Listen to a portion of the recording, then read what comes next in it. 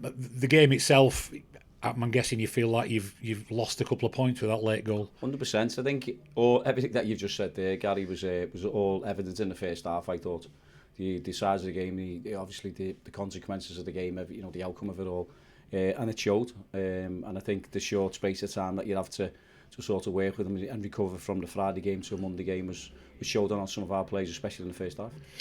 Carlisle came into this with a lot of momentum, having won 3 on the trot, and like yourselves, they're down there battling away. But they had the better chances in that first half, didn't they?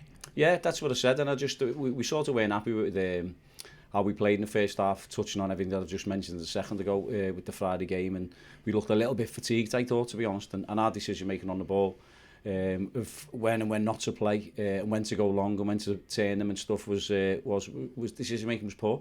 So I just thought I couldn't wait to get in at half time. I just wanted the first half to finish, and fortunate for us, we went in 0-0. They were quite direct, weren't they? They went on that diagonal up to Big George Kelly and tried to get people round him and cause you problems that way. It seemed like in the second period, certainly, you got more on top of that threat. Yeah, I think because it's just the first and second ball, because the way they play, Breeze, the keeper, just shells it, and as you said, it goes up to Kelly, and then they have runners, lads coming from the outside, Harris, and then you've got Weir running on and stuff, so you've got to deal with the first ball, and I thought our 3 centre-halves were really good in terms of dealing with that. Little bit hit and miss or getting the timing in the first half, but second half they dealt with it a lot better. And your goal when it came, it's a really good delivery, isn't it, from Ben Woods on the right hand side as the ball got recycled, and Sonny's just anticipated it really well. Yeah, that was it, exactly it, and that's what you want. I mean, we could have hurt them in the areas, in the wide areas even more. We had a couple of spells or a couple of moments in the first half where you got down the side of them and then it was just that final pass or balls going across the box and no one there. But as you said, Ben's got that quality, Ben Woods, to whip a ball in like that. We've seen it in recent games. And then Sonny Aljoffy's got on the end of it. The situation now is that it's as you were in terms of yourselves and Carlisle, but 1 game less to go, 6 points to play for, you're 6 clear and you've got a 10-goal swing in terms of the goal difference.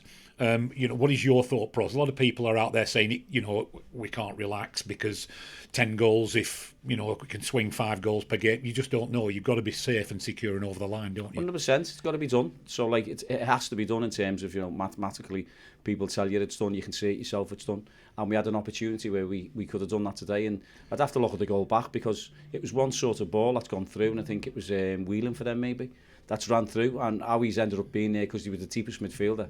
It's just sort of beyond me, but I can't be too flat because well, to be fair, I said to Jed, it sort of summed the season up a little bit, that last little bit, because we've had that too often.